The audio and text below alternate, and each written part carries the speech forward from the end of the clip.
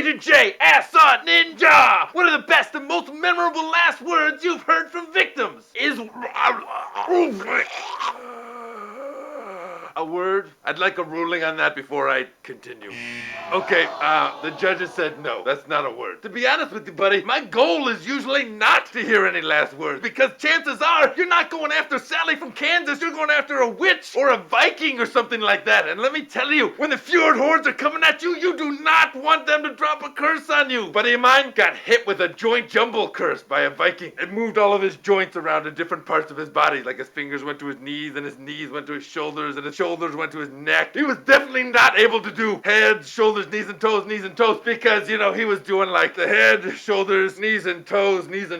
It was tough. And the witches, man, they will drop a curiosity curse on you like that. You just become interested in everything. You just be like, what is that? All that being said, I have heard some pretty memorable last words, because there's some creatures, you just can't stop them from talking when they're going out. Like a vampire, they are yappy. I mean, you can chop off their head and they will just keep a yapping away. I remember when I bit this queen's neck, and I remember when I bit Napoleon's neck, and I remember when I bit Nicole Kim. Yes, we get it. You like chewing on people's necks. What else do you have? I don't know if vampires are actually immortal, but my goodness, it feels like it if you are ever trying to kill one, because you're just like, get on with it. Banshees, they are good to kill because they have to make up a nice song about you before they leave this world. They may be demonic demons of death, but I am a sucker for an Irish accent. Pixies, I do not like, because right before a pixie dies, they give you a really hard brain teaser, and they don't tell you the answer. They're like, a bicycle is found in a puddle, and a man is lying dead, and he only has one leg and a red hat on. How did this happen? And they disappeared. Even if you figure it out, you don't know if it's right, because there's no one there to answer it. It just drives you crazy. Most memorable is really hard, because I have a pretty good memory. I did kill the Salamonster once, which is a salamander that's about the size of a Humvee limousine. They have flaming skin, and they spit chaos. You get a little drop of it on you, and your whole life becomes bedlam. Anyway, so I'm fighting this Salamonster, and I pulled off his skin, and I threw him into a meat locker, and he's freezing to death right in there. But as he's freezing to death, he said,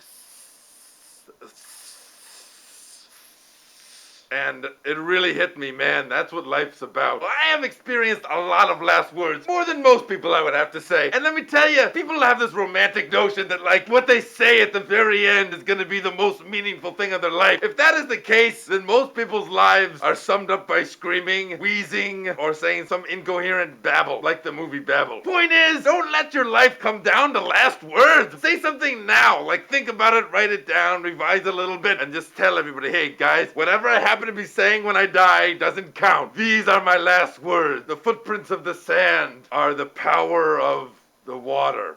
You know, you work on it. Thanks for the question, Agent J. I look forward to hearing your last words soon. Hi-ya! It's like your mom catching up with an old friend at the supermarket. You're just like, Mom, can we please go? And she's like, and then Carol went down to the PTA and she told him she wasn't going to let him into the junior league. And I said, well, if you're not going to be in the junior league, then how are you going to participate in the fun drive? And you're just like, come on, Mom! There's Teddy Grahams that I want to eat. I don't like the old lady who smells like purple.